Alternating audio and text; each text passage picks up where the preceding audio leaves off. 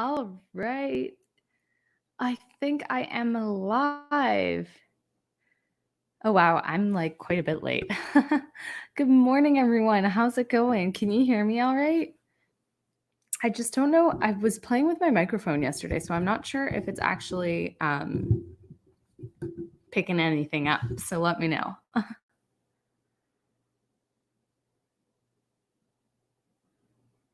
All right. Okay, sweet. Yeah, I'm definitely live, I think. Oh, yeah. Uh, okay. Yeah, so if everybody can hear me all right, let me know. I've been toying with my mic, so I'm not sure if it's actually working or not. But I see lots of people are here. Clara, I saw you were going live in 5 minutes and ran for a bathroom break. Luckily, I'm back in time. Oh, yay, that's so fun. I'm glad you can make it this morning. It was kind of like I'm pretty sure it was like 11 p.m. last night. And I was like, I think I'm going to need some work to get done tomorrow. And I think today I'm actually working on a video. So everybody let me know, not a YouTube video, a video for work, but everybody let me know. It's like writing / productivity sprints because I only have to work on this video for one sprint and then I'm going to move to writing. But let me know in the comments below. Oh my God, we're on live. Let me know in the comments. Let me know in the chit chat what you guys are working on today. Fruj, I did the same thing. Oh, I guess that's to Clara. And good morning to you too. Sage, hello. Good morning, Sage. I think that was just a duplicate. Vivian is here. Hello, hello. Clara's saying hi. Everybody's just saying hi. Fruja's saying hi.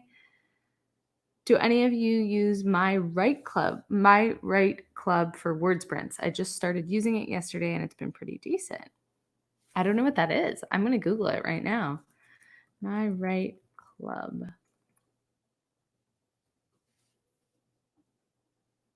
Huh. Crush your writing goals. Set a goal or two, invite a friend, and to be your cheering section. Keep track of progress. That's so fun. Invite your friends to help you stay motivated. Cool. I'm going to have to learn more about this. That sounds super interesting. Is it also like a writing program? It's like Scrivener, but that is social Scrivener? I don't know. Oh, good. Okay. I'm glad everybody can hear. Oh, good. Good. Awesome. I'm glad everybody can hear me. This is great. Oh, I am not on time. I was 4 minutes late, at least. Also, everybody, I'm literally wearing the same shirt as yesterday. And yes, I know there's like stains on it. It's old. It's clean. There's stains on it, but it's clean. It's old. It was my grandmother's, and I just love it. And it's quarantine, so don't judge me for wearing the same thing over and over at 6:30 in the morning because, yeah. Danya's here. Hello, welcome. So what's everyone working on today? I am super interested. Also, lots of people for Friday morning, everyone. Like lots of people like to take Friday morning more chill. And we're all just here like keeners trying to get words done, which is super fun. But also, I mean, yeah, it's super fun, but it's also a Friday. So okay, I see some messages coming through on the chit chat, but they're not coming through on StreamYard yet because StreamYard's a little bitch. 4 minutes isn't that bad. Yeah. I was sitting at my computer. I was procrastinate. Oh my God. I talked in one of the other streams about how I'm always procrastinate for things. So I sat down at my computer and it was 6:24 and I was all ready. The light was on. I brushed my hair. I was like, I'm good. And then I started going over video footage for work to see what could be used in like one of these videos. We have to submit a video today, basically. So I was just reviewing some of our old videos to see if there was anything we could use. And I was like, and then next thing I knew, it was 6:32. And I was like, well, here's me being procrastinate for things again. Like literally that's my MO. I get to something or I'm ready and I'm there like a few minutes early. And then I'm like, oh, I just want to do this one more thing. And then I'm late. I'm also doing day job work, splitting a department into smaller departments based on shared training requirements and setting up the recency settings for that. Yeah. Yeah, I think it's like, well, Sage, it's during your day, so that makes sense. Well, I know it's your lunch time, but it's also like, I get it. It's awesome to use like writing sprints and productivity sprints for work stuff. I have to find B-roll footage is basically it. And I'm like, this is not I have so many things to do today, and it's not like so high on my priority list that I want to spend my day using like trying to do that. So I don't know. Anyway, that's what I'm doing today. But yeah, everybody here is welcome to work on what you want. If you want to wash your dishes, wash your dishes. If you want to knit, knit. It's just mostly we do writing. Fruget, it's basically a document, but it gives you a revolving Pomodoro timer and keeps track of your progress as you go. Stars for progress and such. Oh, cool. So you get like little rewards. I'm gonna have to check it out. I have it open in another tab right now, my Write Club. I'm working on the same story as usual, but I did hit 35,000 words. Clara, that's so awesome. That's like halfway. That's like more than halfway, depending on how long your novel is. So that is amazing.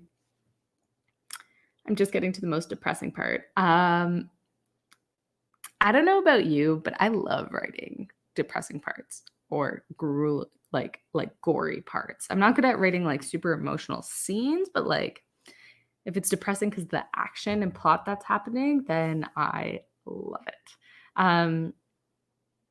But yeah, I know sometimes too people hate writing the depressing part. So what camp do you fall in?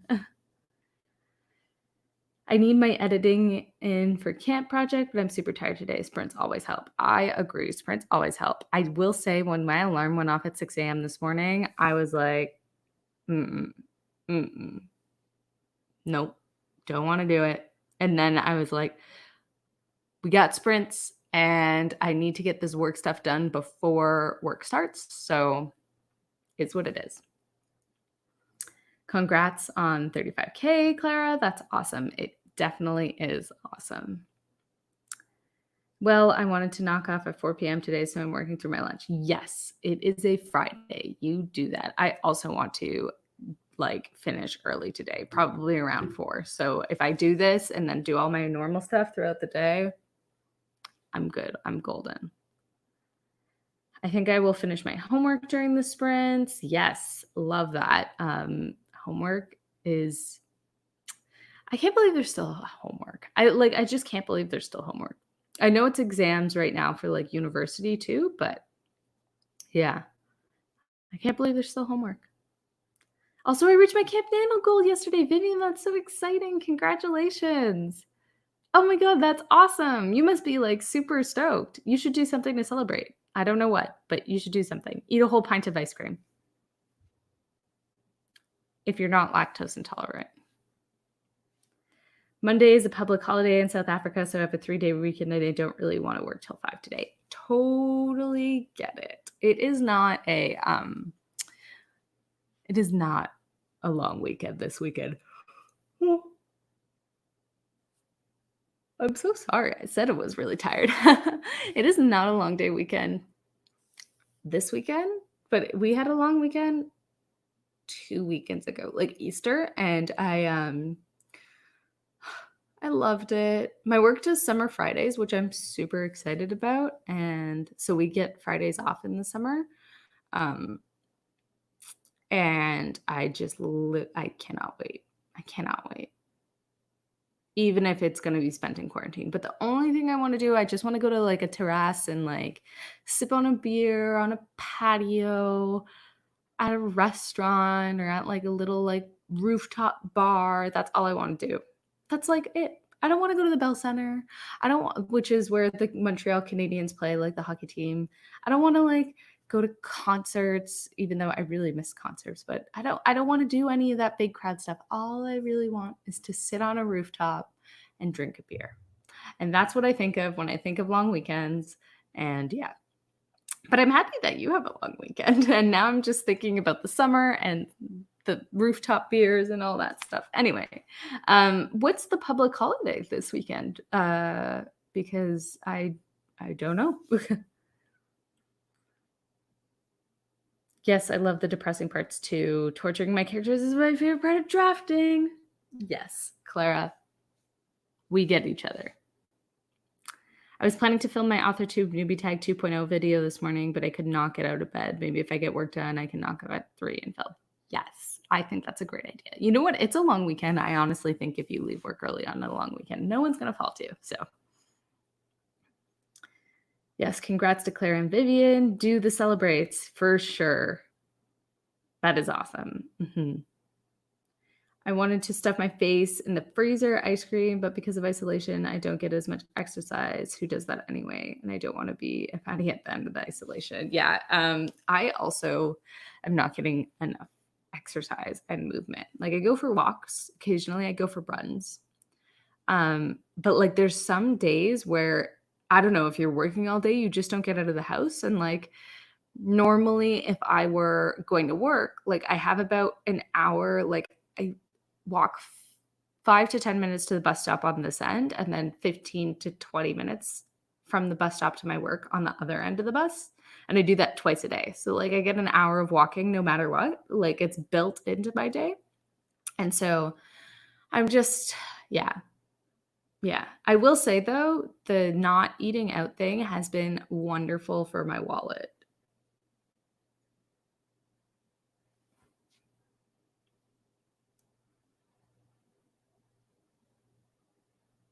Yeah, I think people are just gonna have to realize that routines are gonna change, like, over the break for sure. For sure. Thanks to last night's stream, when I was at the supermarket today, I brought a drink bottle so that I can stay hydrated and get on top of this water thing. Oh my god, that's so fun. Sam, I'm so happy, for you 'cause, yes, hydration is super important. Who was it that was hydrating yesterday? Sage? Sage was hydrating. Hydration is super important. I will definitely celebrate today. Yes, all the celebrations and everybody eat the damn ice cream if you want. As long as you're not vegan or lactose intolerant or whatever restricts you from eating ice cream. Freedom Day, I think, and next Friday is Workers' Day, formerly May Day. So next week is a 3-day week. I actually had planned on taking next week off, but I'm in lockdown anyway. So yeah, I feel like lockdowns ruined a lot of people's vacation. And I don't know about you guys, but oh shoot, we're like running pretty long. Okay, 1 second. We will get to writing sprint, but yeah, I actually planned on taking next week off, but I'm on lockdown anyway. So yeah, I knew a few people like the work that I work at. I just started in January at this particular job. So I don't have any vacation accumulated yet. I don't think they kind of like basically I can start taking vacation in June, how it works. But a lot of people have racked up vacation and my work has no like you cannot carry over vacation. So like some people are just like taking their vacation and chilling at home and like everything resets in June. So, yeah, I feel for people who had like things planned or like even were just going to, take a week off and then explore the city that can't do that anymore. So, I hear you on the not eating out thing. I'm honestly okay with it for the most part, but I'm craving KFC dunked wings like crazy. Yeah, I am craving. What was I craving the other day?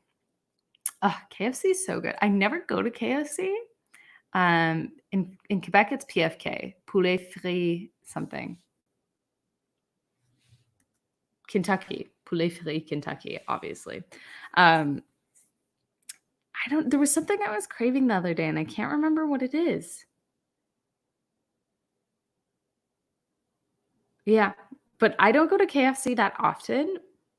But when I do, whew, their chicken, so good. All right, everybody. How long do we want to go for? Because we could stay here and chit chat all morning and then I probably won't get any work done. I'm thinking like a 20 or 15. I don't know.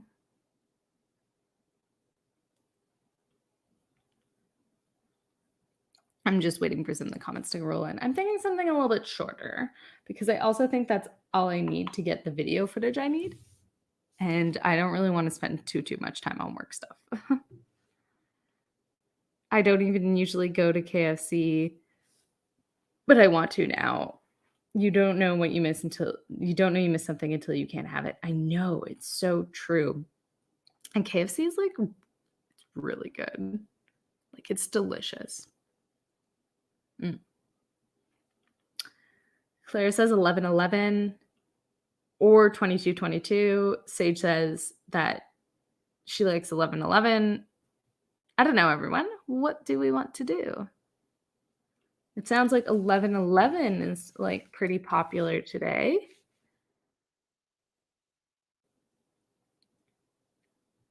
11:11 warm up. Okay, we got 3 people for 11:11. So that's what we're going to do. I am going to set the timer.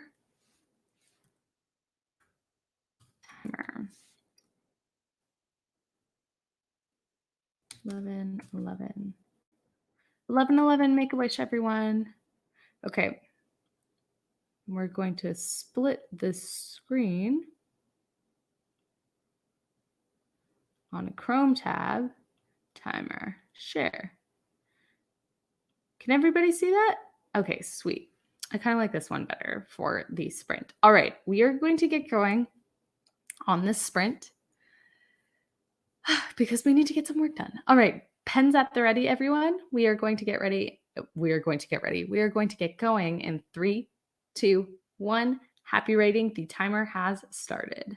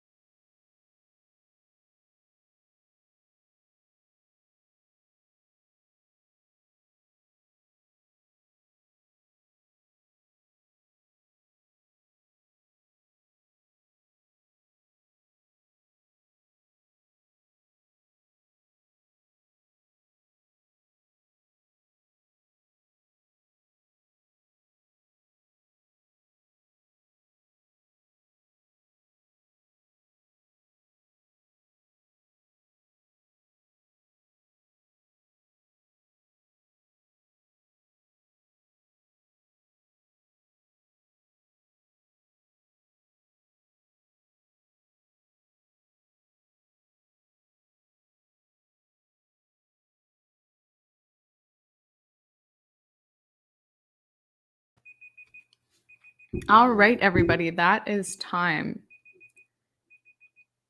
How did everybody do? If you hear, so this is how I did, just to, 1 second, let me get this timer off. This is so annoying. Stop.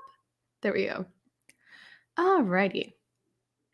So just so everybody knows, I'm currently transferring. I found a whole bunch of videos, 20 gigabytes of videos that I'm currently transferring to my computer from an external hard drive, which I'm then going to upload for work. So that's what I did over this sprint. But if you hear nasty noise in the background, that's like this external hard drive must be at least 10 years old. No, must be at least 8 years old. So like it's it's seen better days and it's just running its little heart out. So if you hear like some weird like noise in the background, that is what that is. But how did everybody else do? Also, Dal arrived. Good morning, Dal. How's it going? I also made a coffee. Finding the videos was a lot easier than I thought because I wasn't sure what to expect on these hard drives. And I need a whole bunch of B-roll footage. And there was literally a whole folder called miscellaneous graphics, miscellaneous footage. And then I just like quickly looked through the subfolders to see if they were relevant or not, and then just moved things over by subfolder instead of having to go through just a whole bunch of videos. So that was nice. That was a nice surprise. And now I'm able to do writing. But once everything moves to my computer, I'm going to upload it, but that's going to take 2 seconds. So now I get to do writing.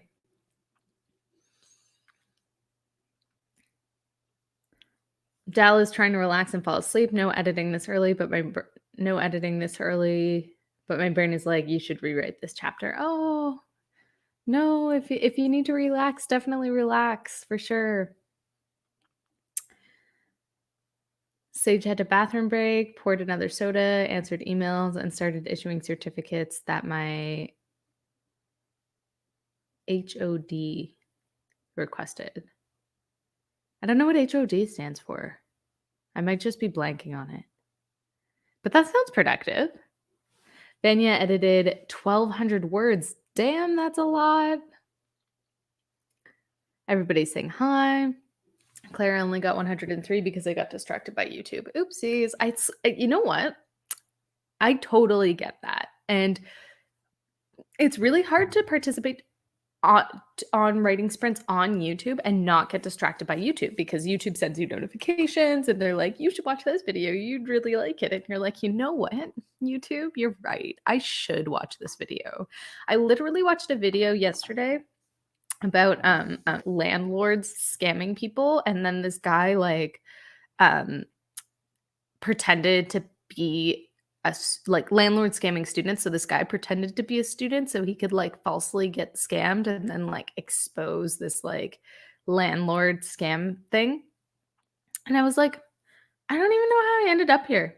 This doesn't even really interest me. It was super entertaining, don't get me wrong, and definitely extremely, extremely wrong what people were doing to scam these students. But I was like, how did I even end up here? And I'm like, oh yeah, YouTube recommended it to me. So I totally get it because YouTube recommends you things and you're like, really interesting. Maybe I should just like see what this is all about. 316 more words into the same novel I was working on yesterday. That is awesome. I am so excited for this novel because, yeah, super, super exciting. And it's already a novel. 50,000 words, right? 50,000 you were already at? Please correct me if I'm wrong. But yeah, that's awesome. Everybody's saying hi. Oh, head of department. That makes so much sense. Got it. I'm always distracted by YouTube. Agreed. I agreed. Right? YouTube is the land of the wormholes. Yes. Okay. And so one of my favorite YouTubers. Also, I am obsessed with the beauty community and I don't even do my makeup like full makeup that often. And the only reason I learned it was because I was obsessed with the beauty community on YouTube.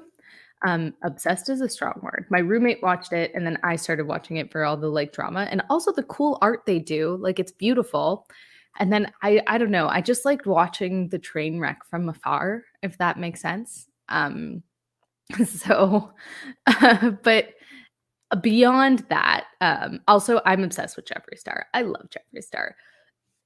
There's this guy on YouTube named Ryan. His last name starts with a T. Trahan? Trahan? Does anybody watch his videos? Because they're ridiculous and I love them. Not so much like his newer stuff, but his older stuff was so good. And he just does like super, super ridiculous. He just does super ridiculous stuff. Like commentary on certain videos, like Dr. Phil, which I love. Um, I also end up watching Dr. Phil clips like crazy. If I watch one, I end up watching like 20, and that's a problem.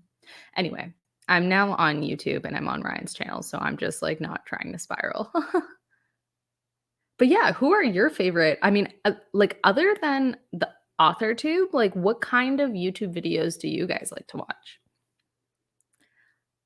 I shut the Wi-Fi off on my computer and use my phone for the live vid. I just set it to the shelf above my monitor during sprint so I won't touch it. That's so smart. That's really smart. Uh, yeah, and then if you have it playing and it's set away, like if you have the instinct to go touch it, it like you have that moment to be like, wait, this isn't just like you have that moment to kind of check yourself. Whereas if you're on your computer, like the tab is right next door, like the tab is right there if your Wi-Fi is not off. So like totally interesting method. I like it. I like it. I started my history homework but couldn't finish yet, maybe during the next sprint. That's awesome, Vivian. I'm sorry that you still have homework. That sucks. I feel like everybody should not be having homework right now. Exactly. I mean, how am I supposed to be on YouTube without getting distracted by it?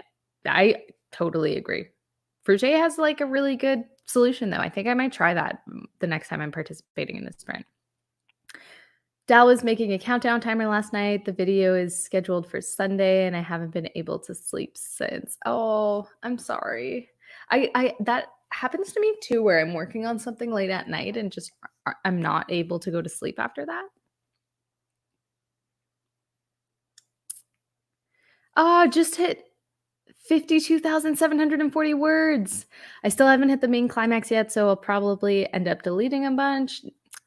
That is so awesome. I am so excited because that is like, that's, I mean, you're in novel territory now. So that is so exciting. Ah, so crazy. Which genre is it again? That makes total sense. I think I might have just like lost what this was for. Sorry. Oh, the train wreck. Was that watching the train wreck from afar thing? Yeah. I like watching a lot of stuff in different niches from astrology to tech reviews to YouTube strategies and animation tips. Yes, I actually really like watching tech reviews, even though I'm not like a super techie person. I'm like, wow, this is so cool. I'm totally going to get it one day. And then I never do. But I really like watching tech reviews. But astrology sounds super cool. Um, so not astrology, but astronomy. So when I used to live in Toronto, there used to be this thing that was absolutely incredible called astronomy on tap. Um, so not astrology, but astronomy. And it basically was hosted at this beautiful venue in Toronto, and I think it was hosted like every 6 months, but then they moved it to every quarter, I believe. And it was put on by the University of Toronto and they brought their like professors and grad students and astronomers, like the first person to have seen two supernovas collide or stuff like that, and they brought them all in to talk about astronomy. And so there were prizes, and like the host was always super funny, and it was super interactive, and like you could ask questions to all these like super world renowned professors. And the whole idea was it was astronomy on tap, so it was like a bar, so you would go and you would get drinks. And like I used to go with my one of my best friends and her family, and then once my family came, and it was super, super fun, and you just sit at your table drinking your beers, drinking your wine, and then, um, learning about astronomy. And one of the coolest ones that I saw that I admit wasn't the best executed, but it was about how the, like, patterns of the universe actually are extremely, extremely similar, if not mimic exactly the patterns we see in music. Anyway, it was super cool, and it was, like, about how we can use music to learn about space and space to learn about music, and it was like anyway, really, really interesting. I could I I could go on about this for a while. And then, yeah, there were other ones we watched about, oh, there was another one that was super cool too, because I used to work in the power and utilities industry for a while about, uh, oh my god, electromagnetic pulses, so EMPs, and how, like, a giant solar flare from the sun, like, we're not super prepared for and all this stuff. And anyway, it was super, super cool. And how, like, it would affect things at the poles more, I believe, because, like, all like, the way the magnetic field on the Earth goes to the poles, so if there was, like, some sorta incoming radiation, it would go to the poles, so generators, like, up north, would have to be warned, but we're not very good at predicting them. Anyway, I'm going to stop because it was super fun. Astronomy on tap. If you're ever in Toronto, go. If you're ever in Toronto and it's on, go. Oh, here we go, YouTubers. Royal Soaps, Mia Maples, Sophia Nyard, Korean Englishman, Jolly, Huju Sarah, Simply Nailogical. Oh, I like Simply Nailogical. I haven't watched them in a while. 10-second songs, Threadbanger. I don't know a lot of those people, but yeah, sounds super like I'm gonna have to go check them out. And like the rest of the internet, I'm obsessed with Bon Appetit and the entire BA Test Just Kitchen crew. Ooh, that's super fun. I love watching cooking shows. What's his name? Action Bronson has a cooking show. That's really funny. Honestly, the stupid stuff available appeals to me. Oh, that's what YouTube's here for. There's such fun stuff on YouTube. Okay, so Fruget's novel is in the young adult, new adult science fiction horror genre. Ooh, that's so fun. I love sci-fi kind of crossovers with other genre. Like I'm working on a sci-fi thriller. So like I get you. Astronomy too, I can't live without either. Yes, it's so interesting. I've been an astronomy enthusiast since I learned to read, and I was 5 when that happened. So Dal, if you're ever in Toronto, try and plan it with an astronomy on tap because they have like they bring in the coolest people, like the first person to ever observe X or the person who came up with this theory. And yeah, it's absolutely, absolutely incredible. Super fun. I've been to like 3 or 4 of them now. Obviously, they're not going on now, and I don't live in Toronto now, but when I lived there, it was super fun. We always made an evening of it. And it's so funny. I always used to see colleagues there and they'd be like, "You come to this too?" And I'd be like, "Yeah, you come to this too?" It was super fun. It sounds like an amazing event. It is. It is. It's super, super fun. And the host that they have, they've had 2 or 3 hosts. So I've been 3 times, 4 times, something around there. And I think between those times there were 2 different hosts at both times. They were hilarious. And they're always like astronomy students, like in their grad studies or PhD. Super fun. Okay, I'm going to finish the comments, but everybody let me know how long they want to go for the next sprint. Why have I never had an event like this where I lived? Why? Yeah, yeah. It's so much fun. Oh my god. I love it so much. And so last time I was there, I went with one of my good friends, but someone from my high school was also there and they won a telescope. Like they give away like big prizes.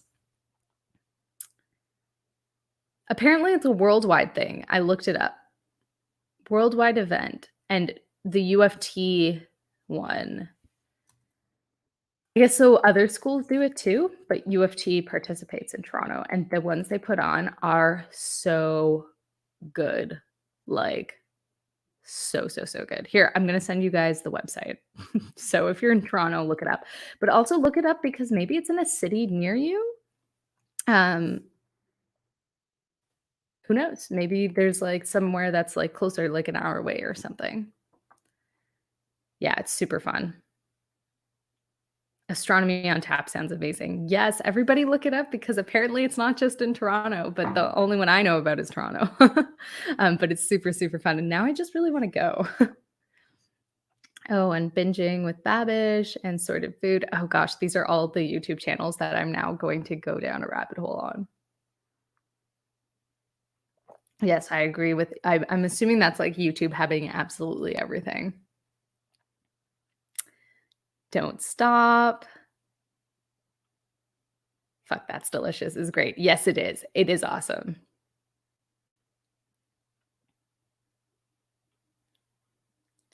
Mr. Sage brought me a jar of chocolate peanut butter, and I'm just being totally gross and demolishing it straight from the jar. That is how chocolate peanut butter is supposed to be eaten.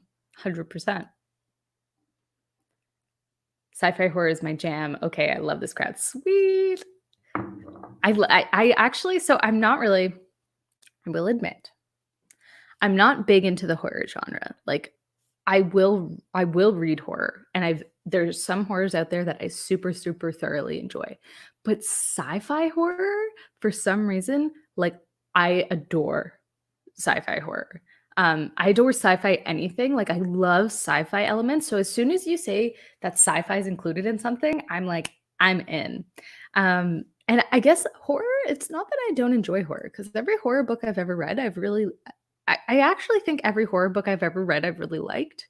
Probably because I don't read it that much, so whenever I read one, it's because it's, like, highly recommended or recommended by somebody that, like, I trust. And I don't know why I don't pick up that genre more. Anyway, just a thought. But sci-fi horror, yes. 2345, 2345. Okay, cool. We're all in 2345. I'm not in an English speaking country. I don't know if it's just like this is for astronomy on tap. I don't know if it's just um like I would assume it's probably a university network type thing. So it's probably in different languages if it's worldwide, but I don't know. 2345. I like 2345. That's great. My story is a sci-fi trilogy, so adult sci-fi, own voices crossover with a touch of paranormal. Ooh, that's fun. That's super fun. Like I said, anything sci-fi. And for some reason too, I used to also not be the biggest like paranormal fan. Like if someone recommended me a paranormal book, I'd be like, "Mm, mm, mm."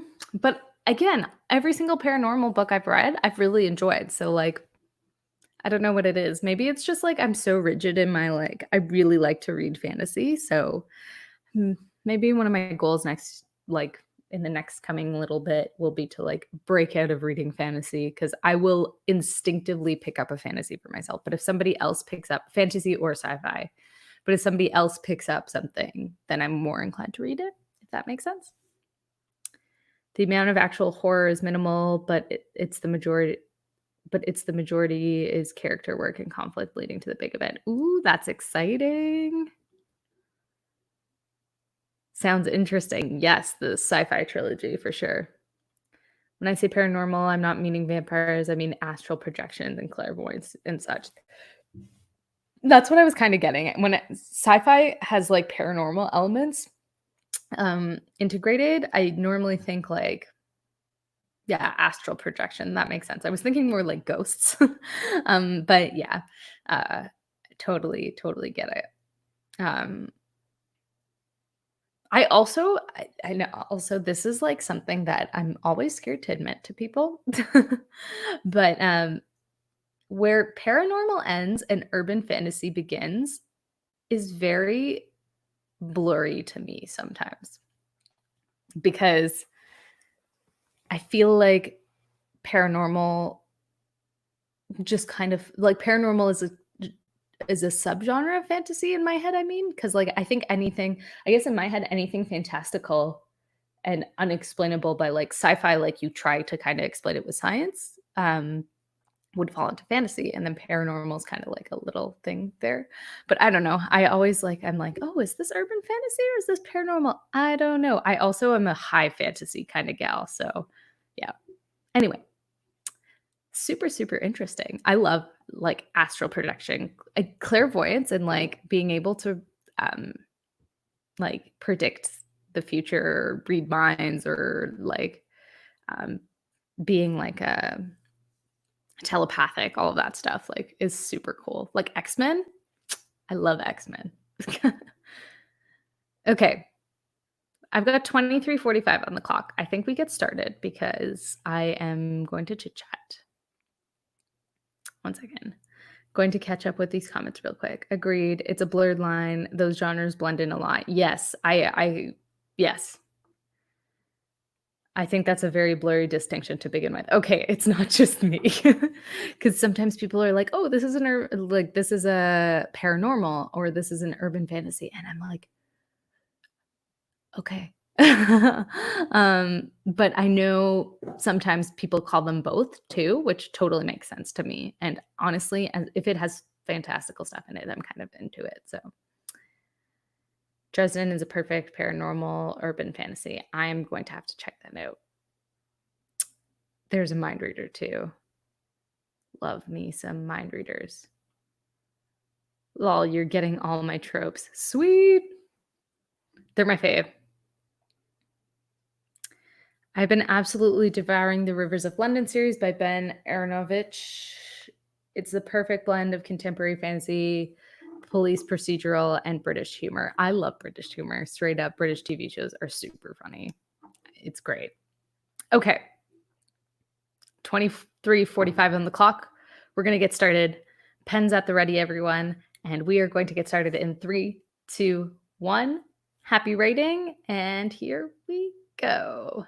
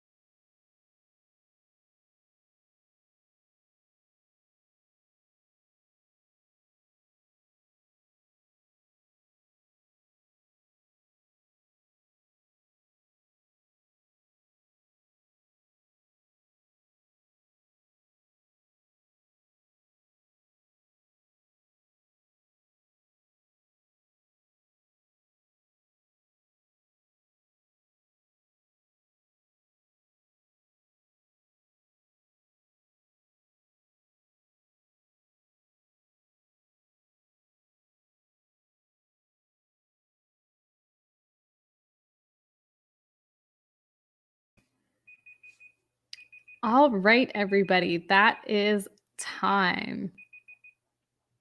How did everyone do? Um, just while everyone's figuring out how they do, I'm uploading all those video files that I found in the first sprint to an online sharing like platform, OneDrive. I'm uploading them to OneDrive. So I can share them with my colleague. And oh my goodness, it's taking forever. And it's also taking, oh no, connection to server was lost. Yeah, it's taking forever and it's also taking a ton of bandwidth from my computer. So hopefully I don't get laggy. If things get too bad, I might have to hop off of here. But I think it's okay so far. Let me just see if this one completed. All right. Yeah, it did. Okay. There's a few errors, but it's not everything. Yeah, so I couldn't like really even open my Google Doc like cuz everything's going so slow. And I'm just hoping that the stream doesn't crash. I probably like hindsight should have done this on my work computer, but I didn't because my MacBook, like this is my Mac laptop, which is my personal computer, and then I have a work computer. And this laptop just handles all of like all of this stuff better because it's not new by any means. I think it's like at least 5 years old now, at least 2014, maybe 6 years old. Um, but it's still better than the other ones. So I figured it would go much faster on here. Um, which I mean, it's not taking forever. I'm uploading 20 gigabytes of stuff, so it's not like it's going at an appropriate pace, but it's just slowing everything down. So it also probably doesn't help that I have like iMovie open and like QuickTime open and movie players open, and maybe I should just like close some stuff. I think that's what I'm gonna do. Like I have Photoshop open. That doesn't need to be open while I'm doing this. Okay. Okay. We're moving. Oh. Oh no, that didn't sound good. Yeah. So hopefully I'm not like lagging too hard. Let me know if I'm still sounding okay. All right. Now to the comments. Eva, okay, so during the break, Eva and Sacco got here, which is super fun. We still have time for more sprints, so and by we I mean me because I have to go to work. Even though I'm using these for work, I feel like work should be very proud of me right now. I use this sprint to catch up on reading, currently on chapter 6 of the book and around 40%. So, yay, that's awesome. Using sprints to read, I haven't done that until recently and I really like it. I'm normally a binge reader, so like if I start a book, I have to finish it and like I will do nothing else until it's done. If I'm really liking it. So I'm about 50 pages into a novel right now and I had to stop because I was like, okay, I need to edit my book and then I'm going to come back to this as kind of like my reward because I'm about to get into like I feel like the start takes a little bit, but then once I hit a certain point, I'm just like binge the whole thing. So I need to, yeah. But I have only recently started using sprints to read, and I kind of like it because it like breaks it up a little bit, and you have a little chit chat, and then you go back to reading. Everybody's just saying hi. Oh, Clara had to go. I need to go now, but happy writing, everyone. Thanks, Clara. Hopefully, I'll be able to do some writing in this sprint because my Google Doc is just going like to scroll reading. I'm like doing editing.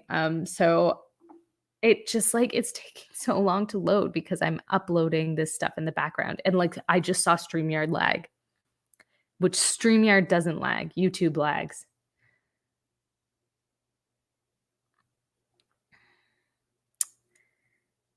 Everybody's saying hi. Everybody's saying have a good day. I agree. Have a good day. Yay, everybody's just saying hi. This is great. I finished issuing the certificates, uploaded them, and did a bunch of testing on our dummy user and got some recent setups done. That is awesome. That sounds like a very, very productive sprint. I also was hoping to be productive, but everything seems to be slowing down a little bit. I'm at 6.39 gigs out of 17.9 gigs uploaded, so it's not bad.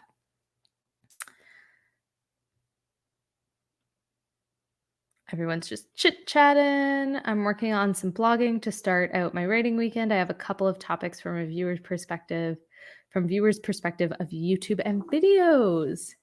That sounds really interesting. That sounds actually super interesting. I'd read that. Mainly because I'm at the point where, like, I don't know, this is a question to all the other author tubers and people who do YouTube or booktube or whatever it is. Like, when I first joined AuthorTube, it was kind of more of a I need to grow my so this is kind of the shift in my evolution. So when I first joined YouTube, it was to grow my author platform. And then I realized like most of my readers do not come from YouTube. Like straight up. They don't come from YouTube. I have very, very few readers who come from YouTube. Like I find people come to AuthorTube to consume writing content, and not necessarily to be sold on books. Now that's not BookTube's different. I think BookTube's very different. So when I first came on here, I was like, oh, I'm going to use this to grow my author platform. And then when I actually started selling books, because I started AuthorTube before I started selling books, and I was not consistent. I didn't really know that much about YouTube. But then when I started selling books, like all of my ARC readers came from outside of YouTube. All of my all of my ARC readers, pretty much all my readers. I realized that at least for me, I know for some people this isn't the case, but for me, they're two very different things.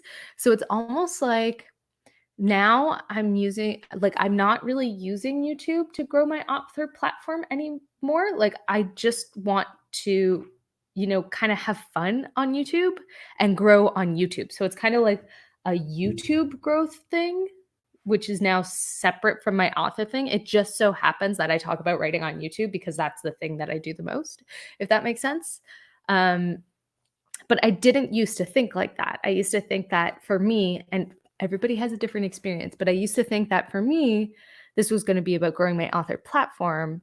And now I feel like I feel like I'm trying to do two separate things in parallel, which is grow my author platform and readership, which mostly comes from outside of YouTube, and then also grow my YouTube. Anyway, I don't know if that makes sense. But I think it's super interesting. I have a couple of topics from a viewer's perspective of YouTube and videos. Like, I'm not sure if these are AuthorTube videos or BookTube videos per se, but I think that's super interesting to explore, maybe. I don't know. I don't know if I'm describing this properly, but that's how I feel like my YouTube journey has gone. And now I'm posting a lot more consistently to YouTube now that I know my goal on YouTube. Like my goal on YouTube used to be to make friends. My goal on YouTube was always to make friends. That was number one. And then two was to grow my author platform, kind of sell my book. And now that that's no longer my second goal, I feel like now that my goal is just to like be on YouTube and have fun on YouTube and like post videos on YouTube that bring value to people versus actually selling my book, I feel like there's been like a good shift. I don't know. I know that is like, I know you didn't even ask a question about this, but I just stated my opinion. But that's super interesting. I think viewers' perspectives are really, really interesting, especially because a lot of people who watch YouTube, I know this was true for me, also wanted to get into making YouTube videos because it's super fun. And yeah, anyway, I think that's a really, really interesting topic and you should send it to us. Are you in the Discord? Is everybody here in the Discord? So we have a Discord where we try and plan out 10K live streams and also just chat about when we're doing live streams and stuff like that.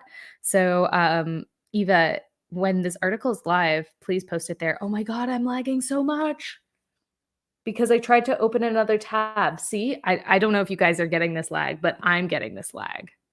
So I apologize. Let me just get the Discord. Let's go. Okay, here we are. I'm on Discord.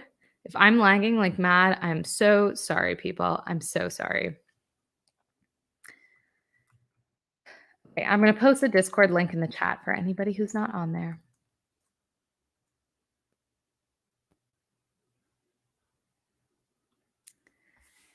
Yeah, you sound fine. I'm not having any lag, so I reckon you're good. Oh, okay, that's good. Same, I've been sprint reads and it helps so much. I finished a book in 5 days. I read fast, but toddler. And it felt really good. Reading had been so hard. Yes, sprint reading is super, super useful, I find. Oopsies. Oh my God, I'm lost. The comments. I'm liking the book, but not yet loving it. Like, oh my God, love it. So using sprints is helping me read it along. I'm the same as you. If I adore a book, I won't stop until finish. Yes, exactly. I kind of need them to like get started. And then even when I'm binging a book, I kind of like them because it makes me take breaks and have like social interaction between, because like I know sometimes when I get a book, I'm just like, and I feel like for those who grew up in the Harry Potter era as Harry Potter fans, I feel like I have a theory of where my like binge reading comes from. And I honestly think, again, for those who grew up in the Harry Potter era, I honestly think that it's from Harry Potter. Because I don't know about you guys, but when Harry Potter would release, I used to go to the midnight releases at the bookstore. And it's crazy that we don't really have those anymore because all books are sold online. But I used to go to the midnight release at the bookstore. And this was kind of in the like the internet was just becoming like a big thing. And someone actually just did a video on this. I forget the YouTuber's name. He's like he's biggish. He is big. He's got like 100,000 subscribers. Booktuber. It was about fantasy, I believe. YA fantasy. I can't recall what the video was. Sorry, I'm butchering this, but anyway, he spoke about it a little bit. But so we had these giant like lineups, and then you would have to read it. Like you'd get it at midnight and you would have to read it, or I felt like I had to read it because I didn't want people to spoil it. So now it's like because if you went on the internet, people were spoiling it on the internet, and the like early era of the internet, people were like I didn't recall this until this guy said it in his video, when he was like, people would yell spoilers out of their car, like friends would try and read it before other friends to like spoil it for the others. So I remember I used to get it and then I used to not sleep until I was finished it. And I'm wondering if that's where because I never used to binge read before that. I'm wondering if that's where my like binge reading came from. Also, like all the binging content on Netflix. But ever since then, I'd like get a book and I'd just plow through the whole thing. And like it was almost like a badge of honor. It's like you got the Harry Potter book and then you read it and you were like done and you're like, I've read it. Anyway, so it was a whole thing. But I think that's a little bit of my theory where at least my binge reading comes from, because I feel like if I don't, as soon as I started, I'm like, oh, I have to know what happens. Anyway, I don't know. I did the washing up and had lunch. That sounds like a very productive sprint. 6:51 this time. My Google Docs just freaked out when I was selecting text and somehow put a sentence inside my header. That's a new one. Yeah, Google Docs like does weird jumpy stuff sometimes and like doesn't load.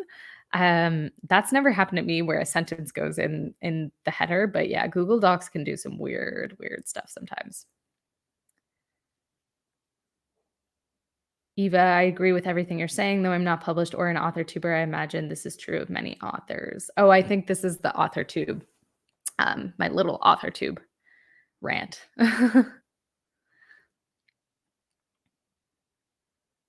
Also, I love your origin story. Is that my Instagram origin story? video?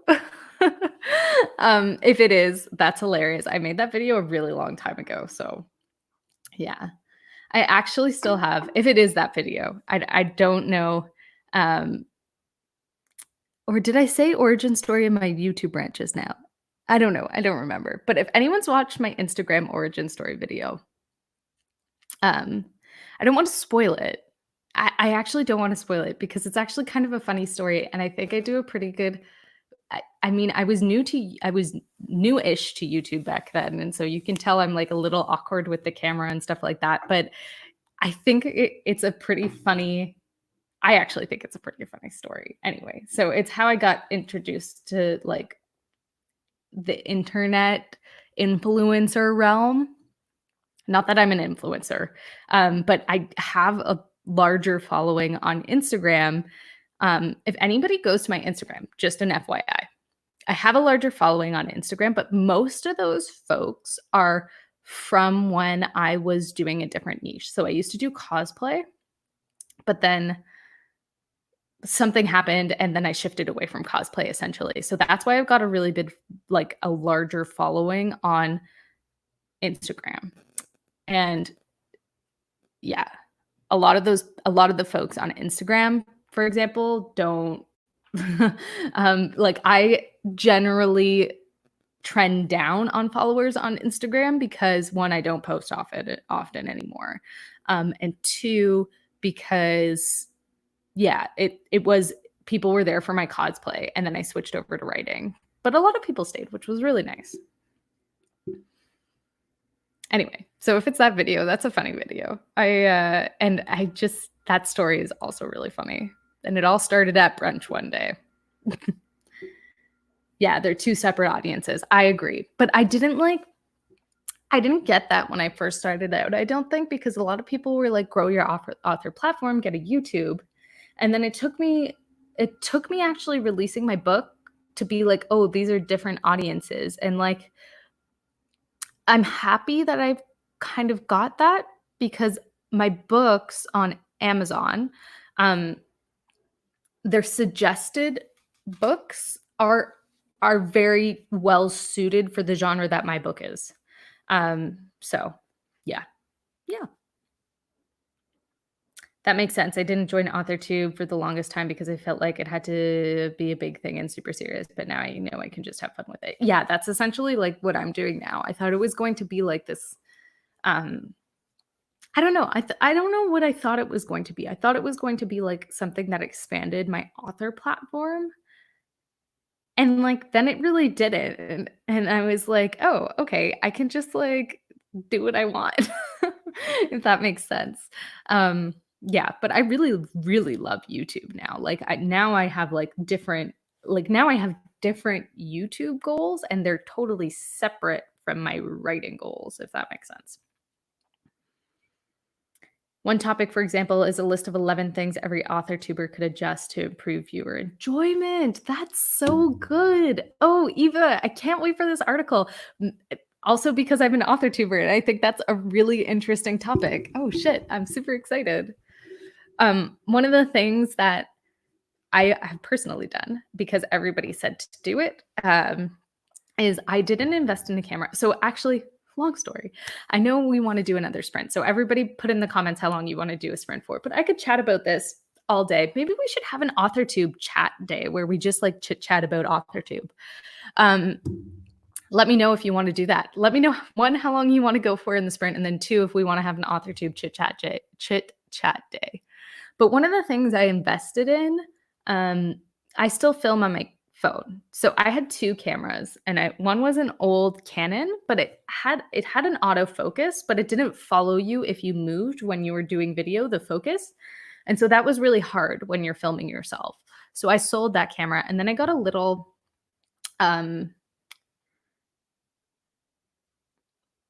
I forget what it was called. PowerShot. It was like a $300, 300 Canadian dollar, 400 Canadian dollar little camera. It wasn't a DSLR. It took amazing video. Don't get me wrong. And I had that for a while. I don't know, a year maybe, because I didn't have a new phone.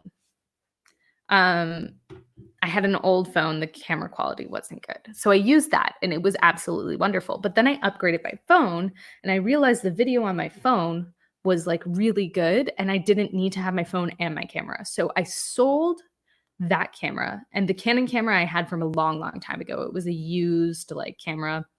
This other one I had bought new.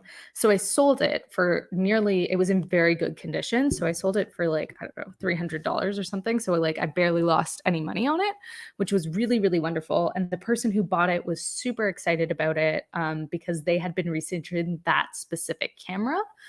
And I guess the prices had gone up or something like that. And anyway, he was very lovely. So I started filming on my phone, but I was like, what do I like? I want to improve my video quality. And I know this might be about content, Eva. But then so I got this, and this was an $80 mic. And I am loving it so far. I think it like the audio really makes a difference. And I'm not a super amazing mic expert, but I really, really love this mic. Anyway, that is my story. I know you're probably talking about like content or like video quality, but like that's my just like someone told me audio was king and now I have this mic and I really like it. And it wasn't a huge investment. Slash, I asked for it. My partner got it for me for my birthday, and we kind of both are going to be using it because he wants to use it for a podcast. So and the mic on my iPhone was actually pretty good. It's just, yeah. Anyway, I thought that was, I'm rambling now, but yeah, the equipment piece is like, you think you need all this like super crazy tech, but you really don't. Like I film on my phone and I film on my webcam, and I know the quality of the live streams isn't that great. So really the only thing I use is this mic. And oh, I do have lights, but again, they were like 40. My light was like $40. Like, yeah. So save up for a little bit and then it's all, then you can do it. Anyway, that was my little rant about my mic because I love my mic. Like, just so everybody knows, like, I'm obsessed with my mic. I think it was one of the best things that I've done recently. Like, obsessed with it. I don't know how to grow my author platform, and I don't know where my future readers will come from, but everything I do it for my books. That story matters to me more than I can put into words. That's the first thing that you need is the story that you care about 100%. One of the things that I did, I don't have any ads running right now. I used to do some ads at the beginning and they worked, but they became way too much of a cost because the lag in payment really impacted my ability to pay for ads. So for example, like if I was running a $5 a day Facebook ad for a month, that's $150. And if you're, let's say, making $6 or $7 for every $5 of ads, even $10 for every $8, let's say $10 for every $5 of ads. So you're making double your ad spend. Cool. But that's $300 you get paid to pay off the $150 doesn't happen for 2 or 3 months down the road just based on KDP and Ingram Sparks payments. So I was like, this is not sustainable for me. I don't just have an extra $150 a month to be spending on ads. So what I did do at the beginning, which I thought was super, super useful, and I'm going to make a video about this eventually, but it's how I got my ARC readers, and I actually used a Facebook ad to find them. And I targeted New York Times, I targeted New York Times people who like New York Times bestselling reviews and then young adult fiction. And then people in the ages, like obviously, I think it was ages 16 to or 18 to, I didn't target anyone under 18, even though my book like leaned young adult because they don't really have credit cards to buy things. So I targeted 18 to 34, I believe. And spent probably about 150 to 200 Canadian dollars on ads. And that's a lot. It's a lot of money. Like, don't get me wrong. It's a ton of money. But it was probably the best investment I could make. I would have done that investment 10 times over NetGalley because I did NetGalley too, which was also a similar price, except in American dollars, which hit me hard. And yeah, then I sent those people books. Some of them I sent physical books, which I would not do again. That was not a good investment. A lot of them got ebooks, and that's where I got most of my ARC reviewers from. And I think that is what that made a huge, huge difference, because these were people with different networks than me, like totally different networks than me. So I think that made a huge difference. I'm going to make a whole video about it, and I'll show the ad that I put up and everything like that too. Anyway, moving on, because I can chat a lot. So that's how I kind of started building a readership outside of YouTube. So like all of these people now, I ended up reaching over 200 people with that. 200 people got my book as an advanced reader copy, more than 200. And so I think the biggest piece of advice I could give for how to build your readership is give your book away for free. Just give it away. Give ebooks, not physical books, because I made that mistake giving a lot of those away, and that costs money. So I would not do that again. It was a total poorly spent money. But ebooks, give as many of them as way as you can. Like passive voice pulls the reader out of a story. These things pull a viewer out of being a real subscriber. Oh, interesting. That's the list of 11 things. Okay. I really want to read this article, Eva. Send it to me. If anyone wants to submit their opening paragraph for reaction/mini edit on my podcast, please. I'm so bad at acronyms. HMU, because I'm completely out of submissions and I don't want the podcast to die. Oh, don't worry. You won't. We can all send you stuff. You can, Sage, if you want to do my first paragraph of All the King's Traders, you're welcome to. We are not seeing the lag. Okay, sweet. Oh, there's the Discord. Wow, I'm so behind. I am so behind. Here we go. My phone can't handle Discord, too many apps. Totally get that. My husband and I went to every midnight release from book 3 on. I read from book 1, but the mister took a bit to join the train. Oh, it's so good. I love it so much. Though we were grown already. I think I was a teenager. I was very young when the first books came out, but I went to all the releases as a teenager, I believe. It was definitely fueled by the "did you read this yet?" and people would love to rub it in. Yes, they did. I remember like thinking back on it, like some of my best friends would be like, "I read it, blah blah blah happens." And I'm like, that's so mean. I'm actually not one of those people who are bothered by spoilers, and maybe it's because of this, because we were so used to hearing Harry Potter spoilers that like you become immune to it. You're like, I don't care, I'm going to read it anyway. Look, I'm a Hufflepuff. I'm like an expelled Hufflepuff, but I didn't grow up with the books. Catholic family issues with yeah. I had a few friends who had that too with witchcraft. Not a fan of Rowling's ableism, but I respect her world building skills. Totally get that. Yeah, that's super interesting. I never actually thought of it like that, but yeah, I could see that. There's definitely things now that I don't really am not a huge fan of J.K. Rowling for.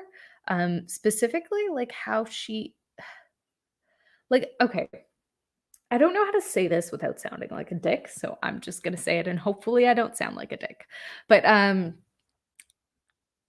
think diversity in fiction is extremely important. We live in a very, very diverse world, and why it's not represented in fiction is kind of beyond me, right? Like a lot of my friends don't look like me. So, or like don't have the same experience as me, or like, anyway, just like, why is there not more diversity in fiction? And I loved Harry Potter, but like when J.K. Rowling goes back and says things like Dumbledore is gay and like Hermione's black, it's like she's trying to like be woke, and it's like, I mean, I'm super down for a gay Dumbledore, and like I would love to see Jude Law and Johnny Depp get it on. Don't get me wrong, but like it feels disingenuous, like it just feels like she's trying to go she's trying to be woke. And anyway, that pissed me off a little bit. So about the origin story, no, you shared with us just now, but I'll go check that video out. Yeah, okay, yeah, that's my YouTube origin story. My Instagram origin story. It's a really awkward video, Eva. Don't don't judge me on that one. Link it for us. Oh, okay, I'll have to find it. During their next sprint, I'll link it. I'm so sorry this chat has been so rambly, but I have a lot of opinions on a lot of things, so. I'm a Slytherin, but honestly, I'd be curious if that's the same. Clever is still fitting, but I don't know. I'm not the same person I was 15 years ago when I was sorted. I was a Hufflepuff my entire life, and I got sorted. I sorted myself with the sorting hat. Like when Brooke, did anyone watch Brooke and Kate Kavanaugh's collab when they did their Hogwarts houses? So when those videos came out, I was like, oh, I'm going to go do the sorting hat. And I got Slytherin. And then I did it again and I got Slytherin. And I'm like, I've lived my entire life as a Hufflepuff and now I'm a Slytherin. What do I do? Obviously, I texted my two best friends who are also Slytherins. So,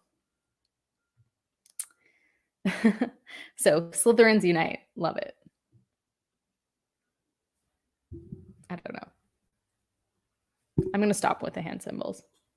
My Instagram has been widely ignored lately, mostly by me. I feel like the more that I improve my skills in photography, the less I care what everyone thinks. Fruge, put your Instagram. I would love to go see. Do I follow you on Instagram? I'm sorry if I do, and I'm like forgetting, but put your Instagram in the chat. I want to go follow it. I want to watch your photography. So link up.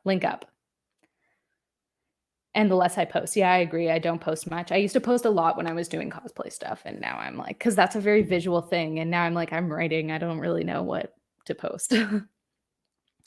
The hat sorted me with my real name into Gryffindor. Nope, I'm not that. Then with my pen name, it sorted me into Ravenclaw. Nice, but I'm not that. I'm always a rebellious Hufflepuff. Yeah, sometimes you just know that the questions aren't right. I will say at first I was like, this can't be right. I'm definitely not a Slytherin. And I would definitely consider myself, I guess, a Slitherpuff, if that's even possible. And I'm like, okay, you know what? I can be self-aware enough that I see it a little bit. And Slytherins are chill. I like Slytherins. Yes, to a chit chat stream. Also 2404. Sweet. Yes, AuthorTube chat Discord now does videos in groups. I did know that. I forgot. Because you used to have to like message people and then do a video or something like that. But yeah. AuthorTube chat all day. Call me for co-hosting if you need to co-host. Yeah, we should do like we should have like a few people on the stream. Also 2404 sounds awesome. I can't handle Discord. I like Discord, but yeah, we'll do the chat somewhere not on Discord so you can make it down. Don't you worry. I love that, rebellious Hufflepuff. Okay, I'm almost caught up, everyone. Oh no, I'm not almost caught up. I'm so sorry. I'm fine with the chit chat between sprints. It's a fun way to take a break while looking over work. Yes, for sure. This chit chat has been particularly long though. Sorry, I know everyone wants to move there now, but I can't go there. My phone can't handle everything. Oh, I'm going to work after this. We have to do the AuthorTube chit chat another time. The rebellious Hufflepuff Alice Commander. I love it. I love it. Quality definitely helps. It is a limitation to many, so it's all under one of the 11. Agreed. It is a limitation to many, and I would think like it's such a limitation. Like $80 is a lot of money. And this was the cheapest one I could find because I was not spending $400 on a freaking mic. Like that wasn't happening. I'm thankful that I have my phone that now has good video quality. So I was able to sell my camera. But yeah, I think like the biggest piece of advice that I could give is like, if people want to get started, just get started. Like your webcam, your phone, it works. I don't dig Discord. For me, it's more about my age. I'm old as fuck, so new tech just wears me out, drains me. Yeah, I get it. I use Discord mostly on my laptop to be totally honest. Like there's an app on my phone, but yeah. I'm another who is lucky to have a good mic. Yes, I'm like super lucky to have this mic. I love it. I have a fancy mic. I never use it. Maybe I'll regift it. Yes, I'm all for like regifting and like equipment that I don't like. The old Canon, the Canon that I had, um, was something that I got used years and years and years and years and years ago, and so I ended up selling it for a very reasonable price. And then the camera that I got with that money, because Canon, so basically, my camera, like Canons are like tend to be like sought after. I guess people know Canon. So yeah, anyway. And then I had my other camera. It was good. I loved it, but I don't need it. So yeah. I'm very tech savvy, but I don't have an expensive phone. I got mine for free with my plan, but to be totally honest, Canada's plans are so expensive. So expensive. Like countries in Europe, their plans compared to our plans are just like, my plan is so expensive. Yeah, and like not for free. I'm like paying for it with my plan. I like your mic too. Yeah, it's just a USB mic. It's nothing super fancy. I had no idea you were doing another stream this morning. Yeah, Zara, it was a late night last night decision. NetGalley sucked when I did it as an author. Yes, I have a whole video about it. My book, like, there were definitely lots of people who, yeah, there's a whole thing. When I made that video, I only had like 20 or so NetGalley reviews. I think I've got like 50 now. But it's super, first of all, it's harsh. Like people are harsh on NetGalley. And that's kind of what I wanted to go there for. Like I wanted the really brutally honest reviews. But the problem is that you also like there's people there who also love your stuff too. But the problem is that not everybody, my biggest issue with it is that not all the reviews that go on NetGalley go on Goodreads or Amazon and all of that stuff. So the problem is that one, it's super expensive.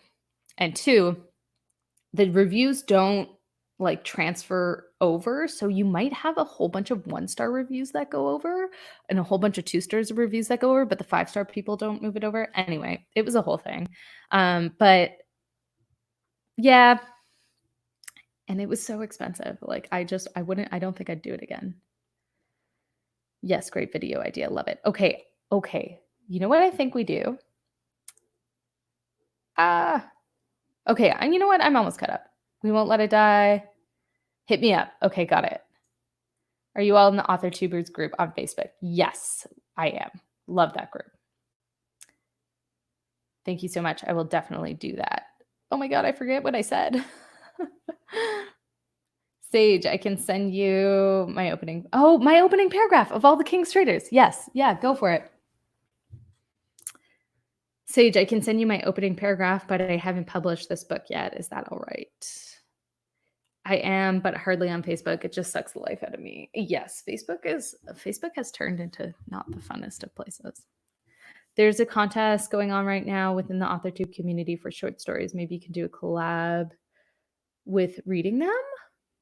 No way. Where is this competition? That's so fun. Also, everybody, there is an AuthorTube retreat on May 16th, an AuthorTube online retreat. So a whole bunch of us are hosting. There's a whole bunch of sprints all day, and then there's a whole bunch of like workshops all day. And it's all online, 100% free, May 16th. It'll be on YouTube. Just mark it in your calendars. It's actually better for me if it hasn't been published. Sage, also, I never ever, just a heads up on my first paragraph or first page, I never ever comment on reviews. So be totally honest, rip it to shreds if you have to. We'll check it out. I think that's the short story contest. So you're like Newt. I love Newt. I'm not involved with the contest, so I have no idea, but I figured all you guys are writing things right now. Yes, for sure. Newt is the best.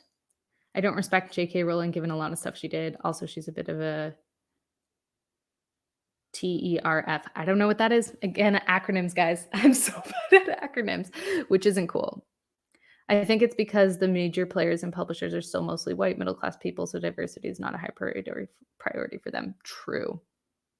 That is very true. I'm a Slitherclaw. The difference is how ambitious I feel that day. Interesting. Slitherclaw. First of all, I like that like combo with the houses. I'm so conflicted because I still love Harry Potter and everything, but the fact JK doesn't think that my friends and I deserve to exist really just grates my bits. Yeah. Also, that saying is amazing. Yeah, yeah, not a fan of that.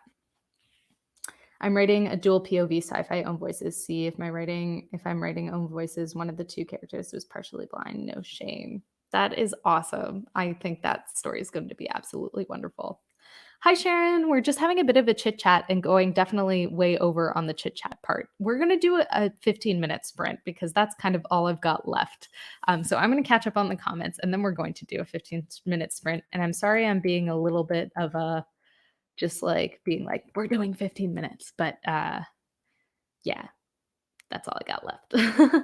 Slytherin here. Were you responding to me, Dal? I don't see where you even called you Scamander. I would not read Harry Potter today if I hadn't already, but I'm glad I read it when I did. I love the world and the story. Oh, it's so good. It's so good. And I think you can admire an artist's work without admiring the artist. Yes. Okay. They're just sorting out what people are talking about. Co-host party, yes, for sure.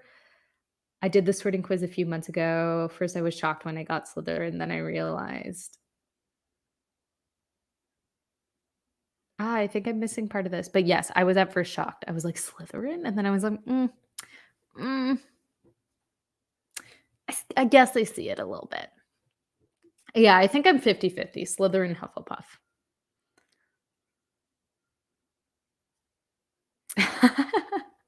I like how you switch them around. That's great. I'm also down for co-hosting. Sweet. Okay, we can organize something. Have a YouTube giveaway under your LLC. Oh, cool. How can I contact you later for the paragraph thing? Instagram or Twitter? I'll have to sponsor one. Sacco to me. Oh my god, I'm like so far behind. I did the sorting things a few months ago when I watched Kate's video. Oh, Kate's video. Yeah, okay, yeah. That's why I did it too. And I got Slytherin. Okay, Vivian, you and I are newly anointed Slytherins.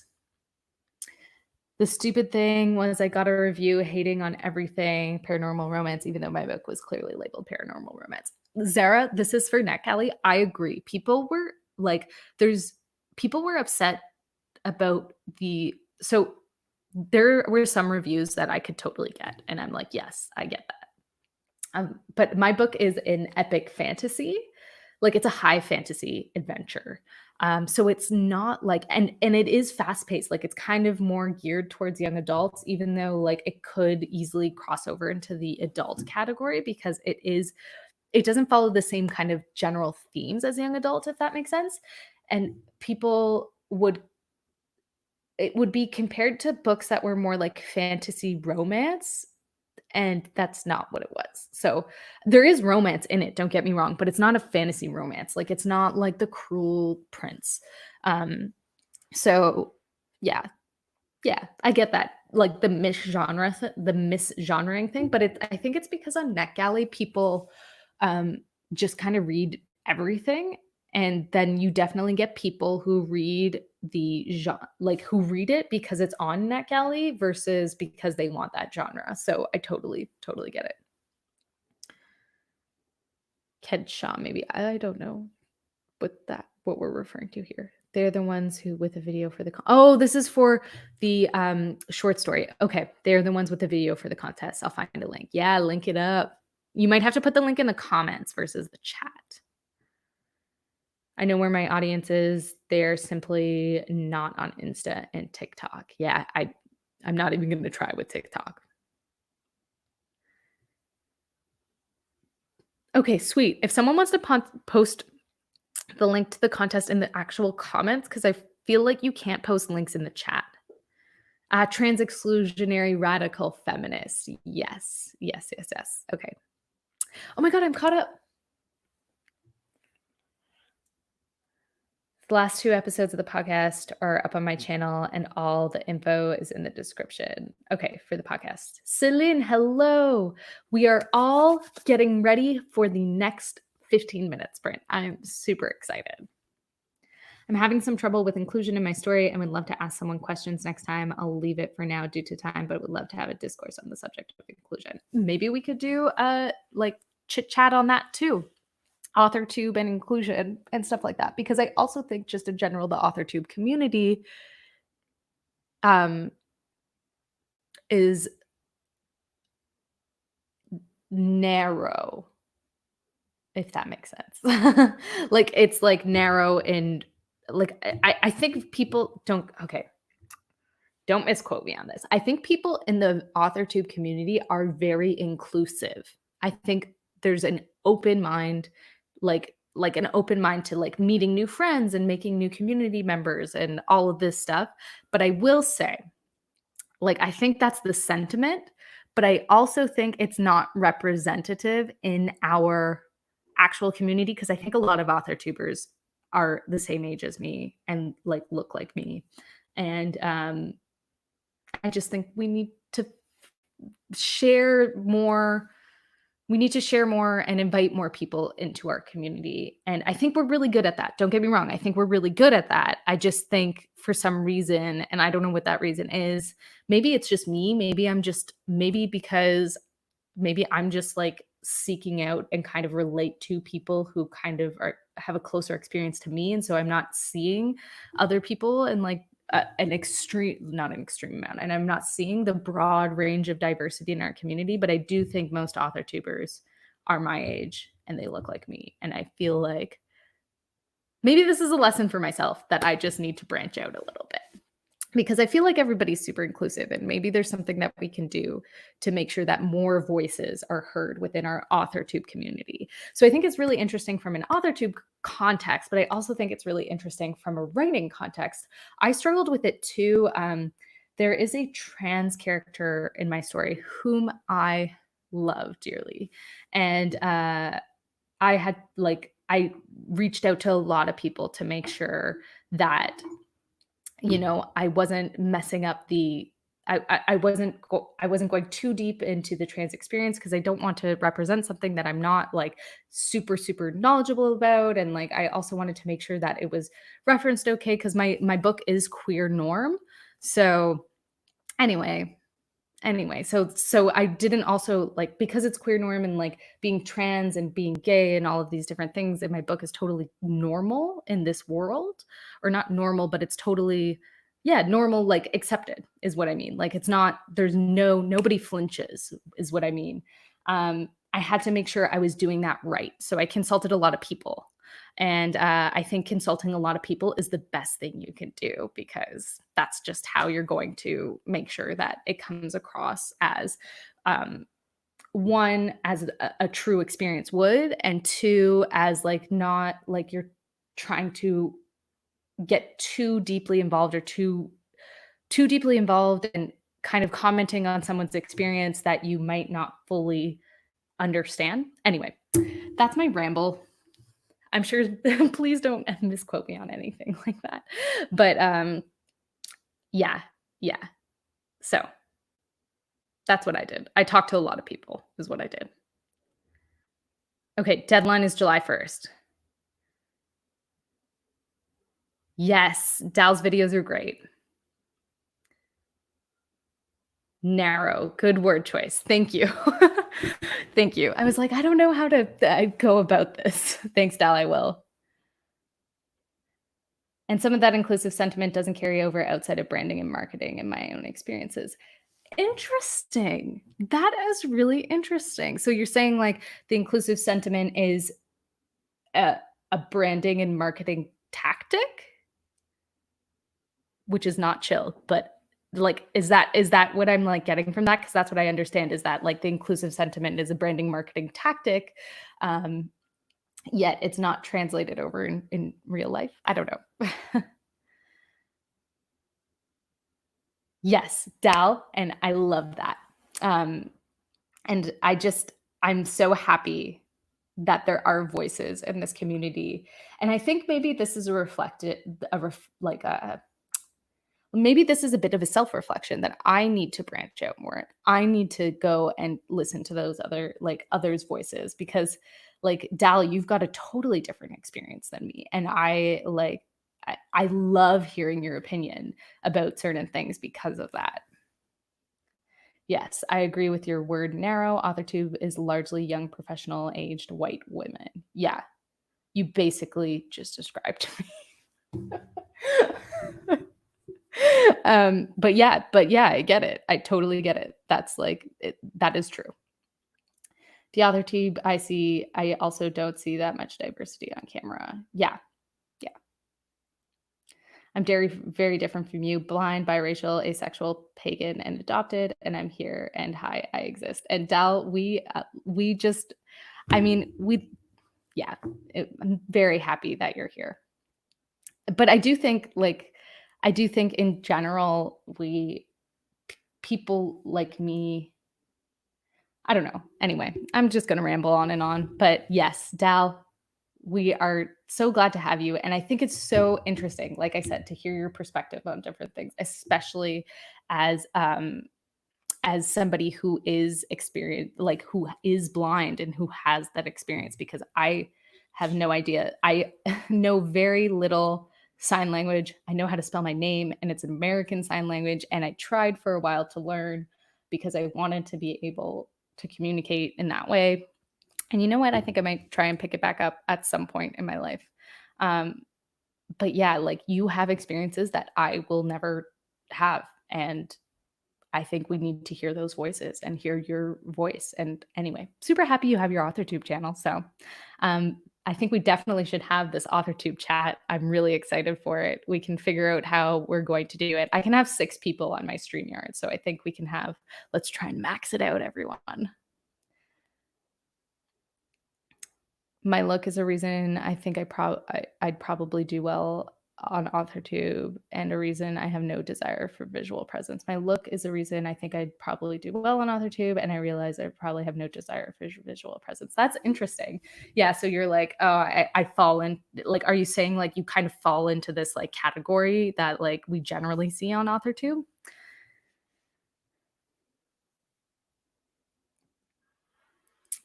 I'm so glad. And I'm so glad you do. Yes, we are so glad you exist, Elle. By the way, I watched Kate's 2 weeks in Toronto vlog yesterday. I believe I saw you in that video. Were you there with him? Yes, I was. I was at the Wander Writers Retreat. I am from Toronto, and at that point was back and forth between. No, at that point I was living in Montreal, but yes, Toronto is my hometown. So yes, I did go to the Wander Writers Retreat. It was actually a really, really fun time. I had a great time. I'm so glad you're here too. You've helped me see a lot of barriers I didn't notice before. Okay, I'm almost caught up on comments. Oh yeah, everybody markets things as inclusive, and then I can't find agents to query my book too. So yeah, that's rough. I'm so sorry. I'm so sorry. I can't even imagine that experience.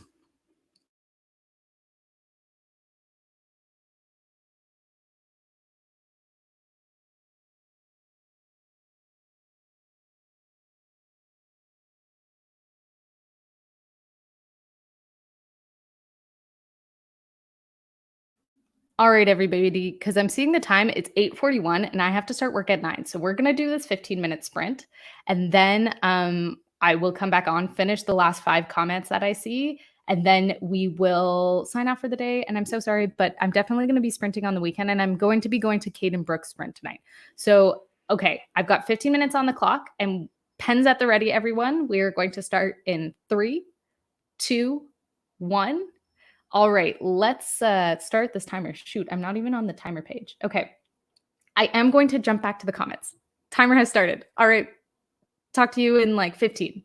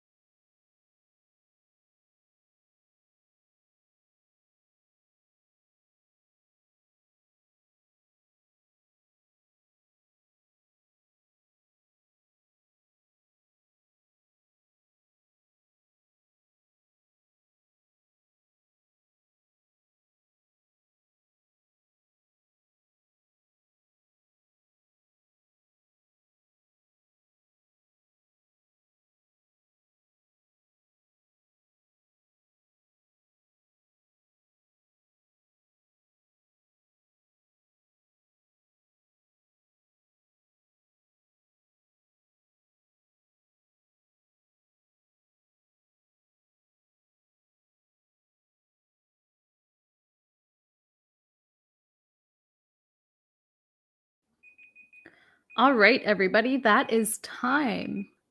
How did everyone do? I sent a couple work emails, and also my partner just woke up, which is why I turned off my camera because we were just getting some stuff. Like our kitchen our living room area is behind us, but I'm sitting at the like kitchen counter because it's all one space. So yeah. But how did everybody do? And I kept your comment up so I could keep track of where we were at. But yeah, I sent a couple work emails because I'm gonna have to get started at work like now because it's basically 9 a.m. But we can chat for another couple minutes because I feel like this morning I was doing a whole bunch of video importing and exporting that I would have had to do at work. But like basically I used this morning to work on work, which was not intended, but the videos were taking so much freaking longer than I thought. And because it took so long, my Google Docs just like was not a fan. Also, I normally have a light shining on me, which is why the image, like, I'm sorry about this, like, there, there. I'm just gonna awkwardly sit like this so that it's less like annoying in the background with the light shining through for your eyes. Oh my God, sorry, I burped. Excuse me. Okay, I'm going to keep going through these comments while everyone lets us know how they did. Zara says, I'm also adopted and demisexual. No way. Okay, so just on the adopted thing, first of all, I love that people are making connections and finding folks that they can relate to. I feel like we can all relate to each other on a human level, but everybody has different experiences.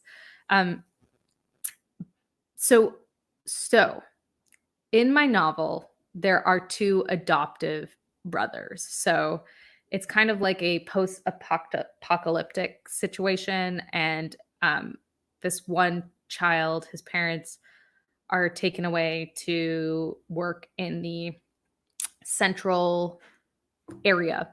And like, anyway, without spoiling too much, his parents were taken to be these historians, and then what they do with the kids who are kind of left behind is that they reassign them to families. And so he has an adoptive brother and two adoptive parents, and I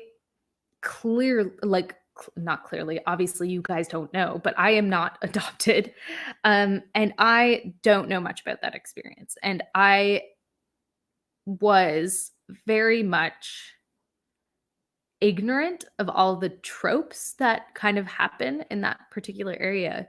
And so one of the people who critiqued my book and like read the initial chapters very, very early on was like, this isn't how an adoptive sibling relationship would work. And I was like, what do you mean? Because the older brother and the younger brother at the beginning, and everybody's got different experiences, don't get me wrong, but she was like, in my experience, this was in her experience, and I kind of took that and reflected it in the book, and it's one of the things my readers like the most about these two characters.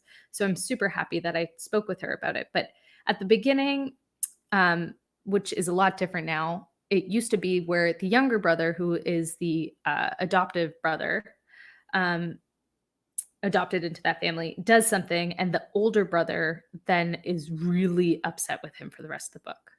And this person was like, I have adopted siblings, or no, yeah, she had adopted siblings, and we almost feel a stronger bond because we feel like we have to, like, we feel like we're protecting one another. Again, Zara, I'm not speaking to your experience at all. This was her experience. And she was like, I just don't think the relationship would be like this. I think they would be looking out for each other no matter what, and all of these things. And I was like, I had never even thought of that. And then I spoke with somebody else over the summer who also was not a fan of, like, who also had experience being adopted. And we were talking about the trope in general of that whole kind of thing. That whole adoptive / lost parent / this and that trope.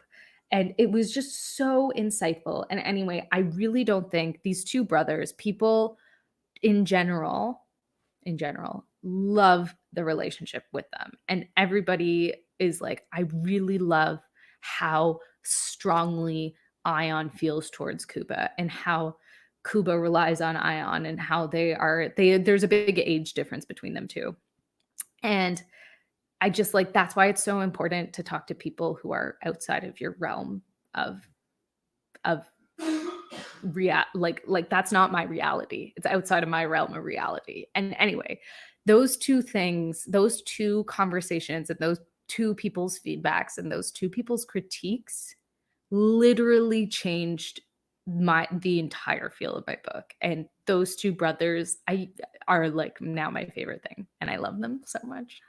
Anyway, just how it's so important to get people's different opinions while writing so that you can write the true experience. And like I said, I'm never going to know what it's like to be adopted, so I'm super super thankful for those two folks.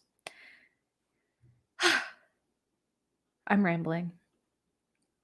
I'm happy to be here. Thank you guys. I feel welcome. Well, thank you, Del. And I'm so happy you feel welcome here, because you are very, very welcome here. And yeah, it's so interesting to just learn about other people's experiences. Just hitting all the hot button topics today, Keelan. Yeah, I mean, why not? Friday. Let's create a scandal. I feel like I'm gonna say something and I'm gonna like regret it because I have a lot of opinions and a lot of feelings and a lot of different things, and I am very not afraid to share my opinions. So and I know sometimes I'm not the most articulate person, so I feel like,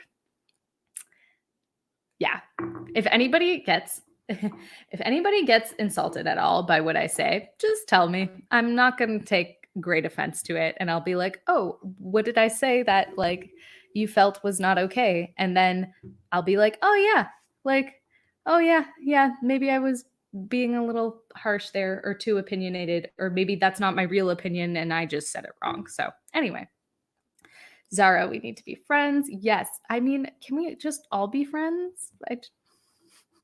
Please. I think I'm just different enough. I did. Sorry. Yes.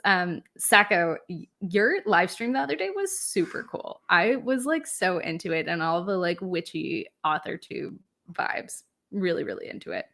But yes, I am definitely like, I definitely fall into the trope. I guess an author tube trope. Is it an author tube trope?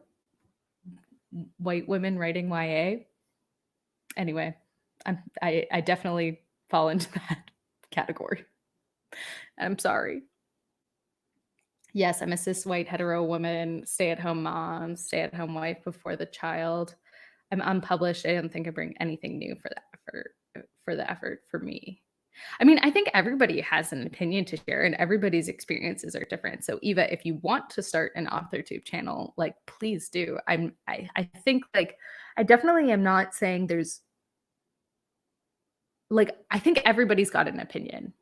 And so if you want to share it, we would be happy, happy, happy to hear it. I'm just thinking like we keep hearing very similar things. And I'm part of that. I'm 100% part of that. So but yeah, would love to. If you want to start an AuthorTube channel, I think it would be super, super interesting.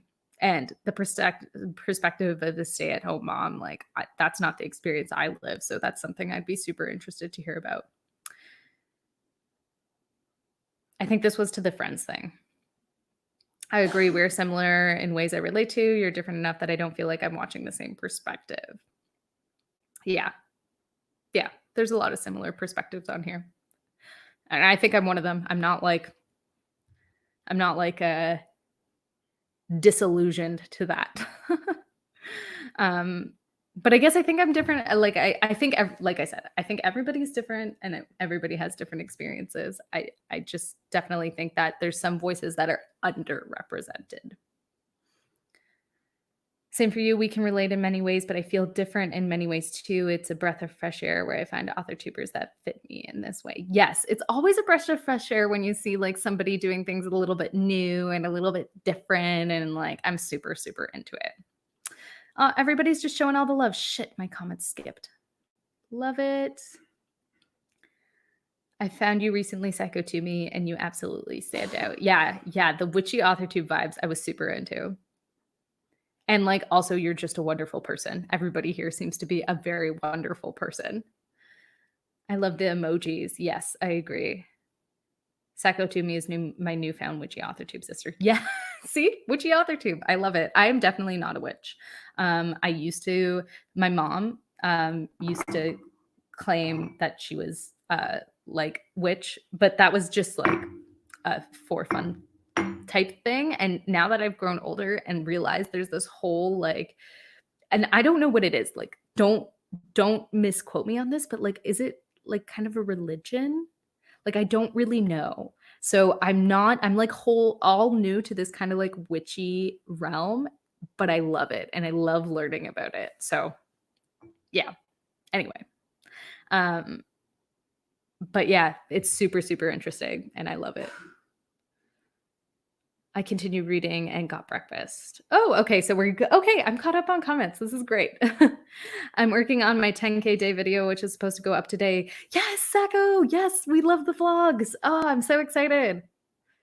395 words. Zara got 194. Oh, shoot. It's like 9:10. I have to be done this by 9:15, 100%. Because I need to work. Sage, I've got almost all of the recent settings done for the department and I'm working on right now. I just need to run some tests and I think they're done for the day. That is awesome. So yay. Are you going to get to finish early today? I'm assuming it's like almost 3 there. Fruget hit 471 on this one. It's awesome that the small group is so varied in experience. I can't wait to air some questions and concerns with you all. It can be hard to find a good crowd. It can definitely be hard to find a good crowd. And I think like as soon as you find people who are willing to give their opinions in an like willing to give their opinions uncensored, but in a way that is not critical, because sometimes like I've asked really stupid fucking questions sometimes. Oops, excuse my language. I've asked really stupid questions sometimes. And I'm always thankful for people who are there to answer it. I'm probably not the best person to answer any of your questions about inclusion, but like I'm sure there's other people here who can tackle that with you. And I'm so excited for your novel. I'm just like, it sounds super, super cool. So I literally cannot wait. It is an author to trope, lol. Yeah, I'm assuming this was my young professional white woman writing YA. Yeah, it's an author to trope for sure. I still like it though. I'm here. Being in the demographic is not a bad thing. I'm just not that. Yeah, totally. Totally. I get it. I think there's value in me being a fangirl. Yes, I also think there's value in me being a fangirl. But I am like I definitely fangirl hard on something. So Eva, I feel you on that level. It's all good. We got it. Oh my God, I'm trying to catch up. It's not bad to be the norm. I'm just an alien hanging out with humans. We love aliens. That's okay, Dal. I'm a humanoid anxiety demon. Demon. There's no D at the end of demon, Keelan. What am I talking about? I'm a sloth. Oh, I feel that so hard. Eva, I feel like we relate. So when I was my parents, I was going to be named Sloan. So whole story behind that. Ferris Bueller's Day Off. But I was going to be named Sloan. And then my parents chose Keelan. Just so everybody knows, my siblings are Eric and Michelle. So like, I don't know why my parents went with an odd name for me, but they did. But I was going to be named Sloan. And I told my colleagues when I was a teenager and worked at a movie theater that I was going to be named Sloan. And then they proceeded to call me Darth Sloan for the entire time I worked there, like Star Wars, because they thought it sounded like a cool Sith name. So I was Darth Sloan. And then it evolved to, and within my family, Sloan the Sloth. And so my name is not Sloan. But anyway, Sloan was my whole nickname and Sloan the Sloth. And so I relate on the sloth level and I love it. Wiccan is a religion, but witch doesn't mean Wiccan. Okay. See, I learn things every day. I didn't know that. It's a philosophy of life. Cool. I'm going to have to look it up. Like, I'm going to have to learn more about it because I was, super into all this stuff. And like or recently I'm super into learning about all this stuff. It's a lifestyle, not a religion. Many witches are pagan, but not all of them. Cool. Today I learned. Becca, we're just ending. We're just catching up on the chat. I'm so sorry. It's almost 9:15, and 9:15 is like my definitely hard cutoff because I have to work, but I feel okay because I've been working since 7:30 a.m. This whole live stream, all my sprints were working. So she has to work at any minute. Yeah, 7:15. Sadness, yes. Yeah, it's just after 3 here. We'll finish by 4. Maybe 3:30. Yes, finish early for the long weekend. I'm willing to stream after this. Oh, yay. Everybody hop over to Sacco's stream. Sacco, I might jump in and out on work sprints, but I definitely have to get to work. I'll second the stupid fucking questions. Have a great day, everyone. See y'all soon. See you, Fruge. It was great. It was great having you here. Everybody needs to write today. And yes, the stupid fucking questions, that I totally get that. I'd be there. I'd be on that stream. Okay, everybody's hopping over to Sacco's stream. Damn, Sacco, I got to make dinner and go to bed, but hopefully I can catch one of your streams soon. Yes, for sure. Everybody's saying bye. I worked at a movie theater too. I still have like 180 posters hoarded in my garage. Yes, working at a movie theater was so much fun. I actually think that was my favorite job ever, probably. It was great. Yeah. Thanks for the great chats. Catch you next time. All right, everybody. We'd be happy to see you to Fruge at the live stream. No problem. Loved hosting, guys. I am sorry this morning was so chatty, but we had so many good topics, and we're going to have that AuthorTube chat and that inclusion chat, which I feel like maybe the inclusion chat I'm probably not best. Sorry, I'm trying to block this in. Maybe I'm not the best person to be involved in that chat because I don't know too much about it, to be totally honest. But this was super fun. We should do the AuthorTube chat soon. I feel like, just on the inclusion note, I don't know too much about it, but I feel like we need to all collectively improve our inclusion. And I can only kind of speak to how I did it in my novel, and I'm not sure if that's I'm still not sure if it's the right way. So yeah, anyway. Okay, thanks for hosting this morning, Keelan. No problem. Let's organize an AuthorTube chit chat soon where we can just talk about all things AuthorTube and then the inclusion one too. No problem. It was lovely hosting. I'd like to be in that talk about inclusion. Dal says me too. Yes, I love that. I think I will be there in the comments. I can join if you guys want, but I just don't. I can join if you could. Yeah. Anyway, we'll figure it out. All right. I'm going to sign off now. Everybody, it was lovely chatting.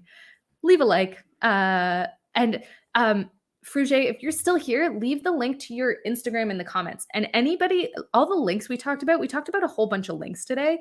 If you guys want to link stuff, put it in the comments because I don't think you can link in the chat box. I haven't checked the comments to see if any of the links are there. But anyway, for the link things.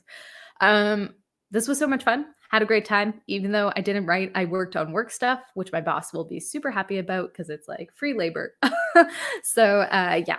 Anyway, talk to y'all later, and we'll have the AuthorTube chat soon. I don't know, maybe sometime this weekend. We can figure it out. All right. Bye, everyone. I'm waving while the broadcast ends. It's taking a minute.